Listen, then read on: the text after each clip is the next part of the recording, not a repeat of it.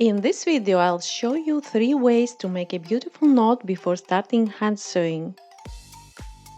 So, the first way, place the thread on your finger and the needle on top. Wrap the thread around the needle a few times, 3-4 times, and pull these wraps down the thread.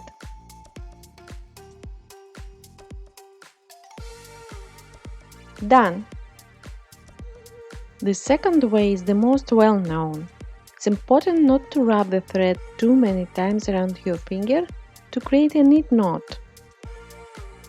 And the third way, my favorite one, is securing the thread without a knot, but with a loop. When I sew plush toys from fur, the fabric often has a loose backing and ordinary knots can easily slip. That's why using a loop is the most reliable way to keep the thread in place.